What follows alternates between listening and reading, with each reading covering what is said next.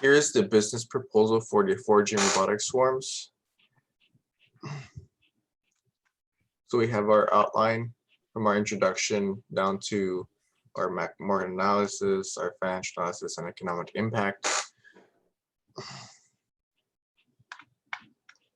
So our business offers foraging robotic swarms as a service and a product. So our students here at TAMI-CC, we're using our capstone UGV experience to make a business that will help farmers from looking for ways to minimize costs and save money, as well as to assist them in the monitoring and tending to their crops. So our business description, we have our business name, Foraging Robotic Swarms. We're located in Ingleside, Texas. Our principal owners, Alan Garduno, Colton Geisler, Madison Neal, Caleb Pena, and Nathan Wilsonville, and our legal structure and type of business. Next. So a description of our business, the products and services being offered are the autonomous foraging robotic swarms for a rentable service and a purchasable product. And then what these robotic swarms will do task-wise is scavenge through fields to collect and transport fruit, and then also capture images so that they can identify insect damage, diseases, weeds, or anything else that can be harmful. So here we have listed our strengths and challenges. So our primary strengths are that we have a solid UGV platform, the great team that we had that also has experience using these UGVs from their capstone project. Weaknesses, we do not have a dedicated sales team at this time. And then the research and development process is slow. And then there's no social media presence right now. But there are a lot of opportunities. Farmers are consistently growing more reliant on technology and looking for ways to innovate. And then the market demand for organically grown crops is increasing, as well as the government trying to restrict the use of pesticides and other chemicals. Threats to our business will come in the forms of emerging competitors, lack of adoption, and then government regulations. Our primary goals and objectives are going to be to provide analysis of the fields to the farmers, and then also increase the crop yields and the crop demand while reducing the need for pesticides, other chemicals, and then reducing wasted crops.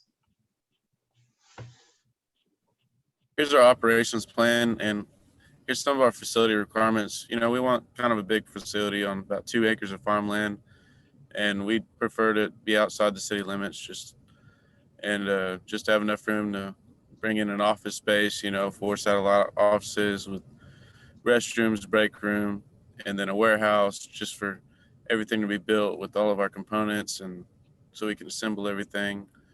And then our assembly and maintenance shop, and we'll have 2 sections for that. And then we'll have our test field just to test all of our products and components and assemblies. Continuing on the operations plan, here's our labor requirements. We'll have a management team, and then, well, that includes the sales staff, UGV maintenance technicians, IT staff, customer support, and then health, safety, and environmental staff.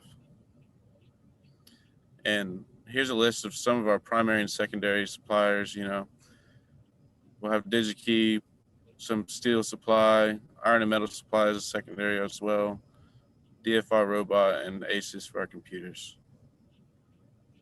So for the management profile and our personal history, each member of the management team possesses an engineering degree that we all got from A&M Corpus. So for the management profile and job duties, we have marketing and sales, which is mainly in charge with implementing sales plans and developing marketing opportunities. Operations, they are involved with trying to find ways to increase productivity at lower costs. Account managers are the ones responsible for building portfolios with clients and keeping connections with business executives and stakeholders. Development and testing, it's a bit self-explanatory, but they're responsible for the development of all the platforms and attachments, but they're also responsible for product testing. And the information systems, which is responsible for analyzing business technology upgrade needs and maintaining existing systems. So for available resources, financial, we have investors and business loans. For attorneys, we have Foster Danowski LLP, which is for licensing, compliance, and defense should anything happen. CPAs, we have Bowman's and Associates, which are going to be for our accounting. And education-wise, Coursera and MIT Courseware will be used for online training, and we also can use local community colleges and universities. So for association membership and insurance professionals, for associations, we have the Agricultural and Applied Economics Association and the American Society for Horticultural Science, as well as IEEE Robotics and Automation. For insurance, professional engineer insurance is required just to cover any error on our part or omissions that we might have had in our design of our UGVs, and general liability insurance. So for market analysis, this is the expected industry life cycle. So we're going to have a startup phase, which we're not really expecting much revenue or anything. We really don't even expect to break even at this point. This is whenever there's going to be a lot of growth opportunities, not really any direct competition or regulations, just focusing on marketing and innovation. And then we go to the growth stage where the profits and revenues will increase drastically. A little bit of competition is going to kind of pop up. Regulations are going to start popping up as well. And then once we hit the maturity stage, that's kind of where everything's going to level off. It's really going to be concentrated on the products and services being offered. There will be quite a bit of competition, and then the focus will be on lowering costs. And then you get the decline stage where growth is just restricted. There are restrictive regulations, extreme competition, and then it's just kind of where financial losses will be expected. So the target market is the agricultural robotics market. This is a vastly growing market. It produced a revenue of $4.6 billion in 2020 and is expected to increase to $20 billion by 2025. The target customers will be farmers who experience profit losses for the following reasons, and then those seeking to shift to more of an autonomous and robotic form of labor. So the competition lies in every business that's already competing in this market, especially those who are focusing autonomous robots on crop collection and disease, weed and insect identification, then also those already researching and developing foraging robotic swarms. So differentiation and competitive advantage for our team is that we have flexibility for various applications in our robots, and then they are autonomous. So flexibility that can be changing tires for various terrains, changing the gripper for different types of crops to be collected, cameras, things like that. And then our management team does have experience with start to finish development of these robotic swarms.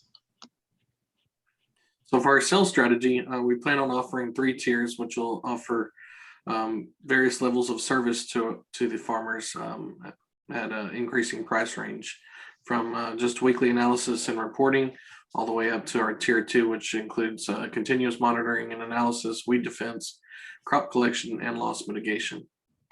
The business will operate on a direct to consumer model. UGV units will be provided and maintained for a service subscription fee. We're planning on offering 2 promotional efforts. The first will be a trial for any farmers with more than 4 acres. We'll go in and provide UGVs for the first 2 acres. That way there could be a comparison there for their first crops, and also a referral program. For the financial analysis startup costs, we've outlined our costs here. We're estimating about a little over $35,000 to get started. In addition to working capital and contingencies, we've come up with $41,867. Total sources right now are $42,000, which includes $10,000 owner investment, outside investors of $10,000, loans of $20,000, and estimated grants around $2,000. So the first year we're planning on, we're estimating a total asset of $122,000 with total liabilities of $126,000, which will put us in the hole for $4,200. After the first year, net profits look to be positive. Here's our balance sheet for the first year, and financial cash flow for the first year. This includes all of our expenses, revenue, and net income. Here's a cash flow for the first 20 financial periods, 20 months. As you see, after the first year, we start to increase cash flow. The capital equipment list includes UVGs, employee computers, desks, chairs, workstations, test benches, shipping containers, plasma cutter, drill press, bandsaw, and miscellaneous hand tools. The estimate assumptions includes 4 farmers sign on within the first year. Land lease is quadruple crop rates. So the farmers will be getting a good return for giving up that portion of their land. Parts do not increase. We should receive discounts if bulk purchases are made, and no major environmental impacts that devastate the area crops. This slide, we have our economic impact. So these foraging robotic swarms will help to create more maintenance manufacturing jobs, the reduction of wasted lost crops due to disease and other obstructions, as well as increased profits for farmers and increased supply of fruit, vegetables available for retailers and consumers. We have our management resumes to quickly click through. And that's the end of our presentation.